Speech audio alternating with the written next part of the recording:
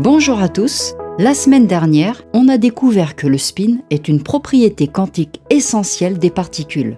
Aujourd'hui, on va voir comment ce comportement particulier, notamment des protons, est mis à profit dans l'IRM, une technique d'imagerie médicale qui révèle l'intérieur du corps humain de manière non invasive. C'est grâce au spin des noyaux qu'existent deux techniques utilisées tous les jours, la RMN, la résonance magnétique nucléaire, et l'IRM, l'imagerie par résonance magnétique. Aujourd'hui, on va se concentrer sur l'IRM.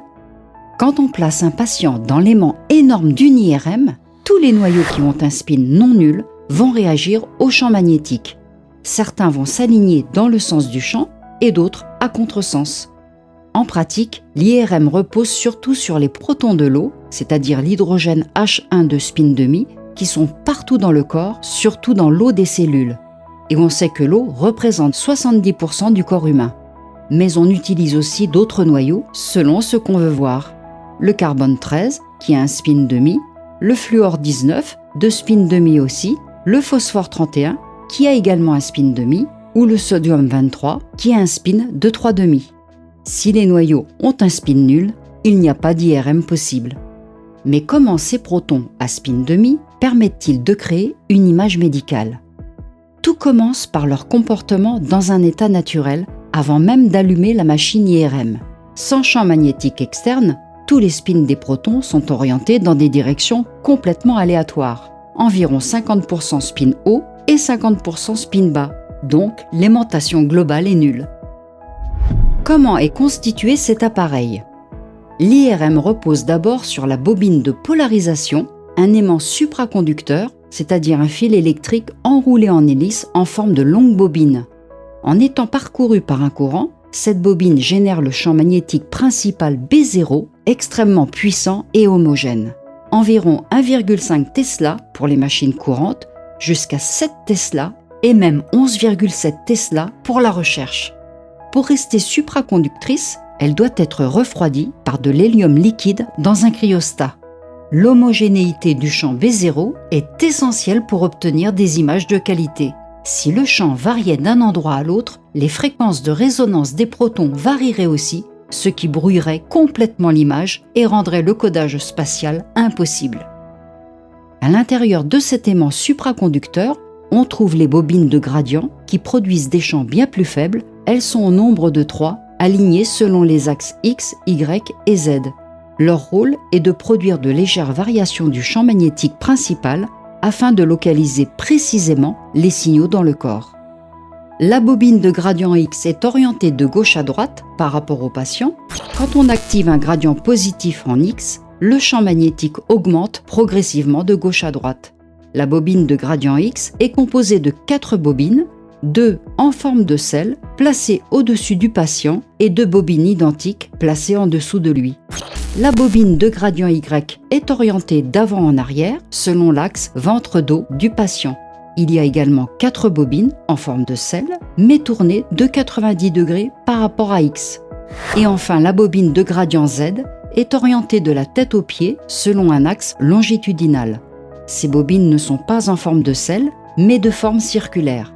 Il y en a 2, une grande à l'entrée du tunnel, côté tête ou pied selon le sens, et une autre identique à la sortie du tunnel. Ces 3 ensembles de gradients X, Y, Z sont intégrés dans le même cylindre à l'intérieur de l'aimant principal et fonctionnent ensemble pour permettre l'encodage 3D de l'image IRM.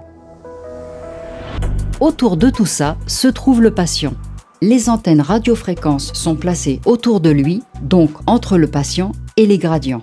Il y a l'antenne volumique ou antenne corps, en anglais body call, qui est fixe, qui émet l'onde radiofréquence et qui peut aussi recevoir le signal quand on n'utilise pas d'antenne surfacique.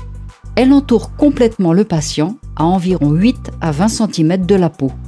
Et il y a également les antennes surfaciques qui sont uniquement réceptrices, beaucoup plus petites et que l'on pose directement sur la peau ou à quelques millimètres de la zone à explorer. Une fois le patient placé dans le tunnel d'IRM, on allume le gros aimant. C'est un champ magnétique colossal appelé B0 de 3 Tesla, ce qui représente 60 000 fois le champ terrestre. Sous l'effet de ce champ, les protons, surtout ceux de l'hydrogène, commencent à s'aligner dans le corps. La plupart se placent dans le sens du champ, dans un état de basse énergie, spin parallèle à B0, et une petite minorité se retrouve à contresens dans un état de haute énergie, spin antiparallèle à B0. Mais l'agitation thermique empêche un alignement parfait. À 3 Tesla et 37 degrés, il y a seulement 12 protons de plus sur 1 million dans l'état de basse énergie que dans l'état de haute énergie. C'est ce tout petit excès qui crée le signal de l'IRM. S'il n'y avait pas d'agitation thermique, donc à 0 degré Kelvin, tous les protons s'aligneraient dans le sens du champ. Mais à 37 degrés, les molécules bougent dans tous les sens et ça empêche un alignement parfait. On n'a donc qu'un tout petit excès de protons bien alignés, mais comme il y en a des milliards de milliards, ce petit excès suffit largement pour faire une belle image IRM. Ensuite, on envoie une onde radio exactement sur la fréquence de l'armor du proton.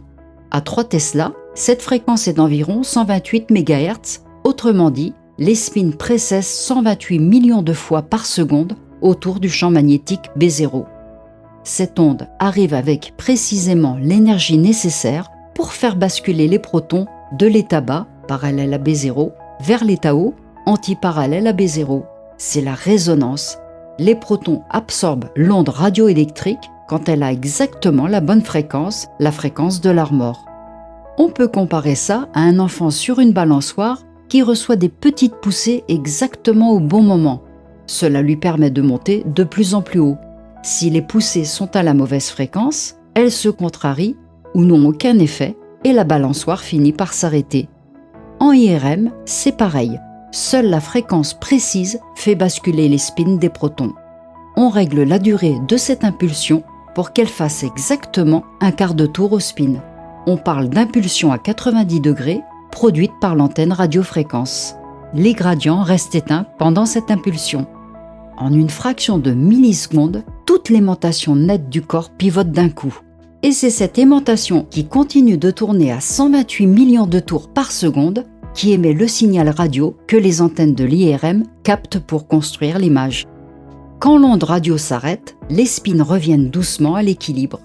Et pendant ce retour, ils émettent eux-mêmes une onde radio que les capteurs placés tout près du corps captent. Et ce retour à l'équilibre des spins s'appelle la relaxation. Il y a 2 phénomènes qui se passent en même temps, la relaxation T1 ou relaxation longitudinale. L'aimantation qui avait été couchée à l'horizontale recommence peu à peu à remonter vers la verticale, comme si la grande flèche, la somme de tous les petits aimants du corps, se redressait doucement le long de l'aimant. Et la relaxation T2 étoile ou relaxation transversale. Juste après l'impulsion, tous les petits aimants tournaient bien ensemble, parfaitement en phase dans le plan horizontal. Mais très vite, certains tournent un petit peu plus vite, d'autres un peu plus lentement, à cause des légères différences de champ magnétique local. Du coup, ils se désynchronisent, ils partent chacun de leur côté, c'est la décohérence. Et c'est cette décohérence qui fait disparaître progressivement le signal horizontal. Et le signal qu'on capte pendant ces 2 relaxations, qui se passent en même temps, c'est exactement ce qu'on appelle le FID, Free Induction Decay, c'est-à-dire le signal brut qui décroît librement dans les antennes. C'est le signal que les protons émettent naturellement pendant qu'ils retrouvent leur équilibre. Ces ondes radio, très faibles, qui sortent du corps, sont recueillies par les capteurs de l'IRM et c'est à partir d'elles que l'ordinateur construit l'image. Pour transformer ce signal brut, le FID, en image représentative, l'ordinateur a besoin de savoir d'où vient chaque petit bout de signal dans le corps. Il ajoute très brièvement des gradients de champ grâce aux 3 bobines qu'on a vues tout à l'heure. Ces gradients rendent le champ magnétique principal B0 légèrement plus fort d'un côté du corps et légèrement plus faible de l'autre. Du coup, la fréquence de rotation des spins, la fréquence de l'armor, n'est plus la même partout, elle augmente doucement dans un sens et diminue dans l'autre. C'est grâce à ces variations contrôlées de fréquence dans les 3 directions, gauche-droite, avant-arrière et tête-pied, que l'ordinateur arrive à localiser précisément chaque signal et à reconstruire l'image finale, voxel par voxel, chaque voxel étant un tout petit cube de tissu du corps. À la fin de l'examen, on éteint le champ B0. En quelques millisecondes, tous les spins retombent dans leur désordre habituel, comme si rien ne s'était passé.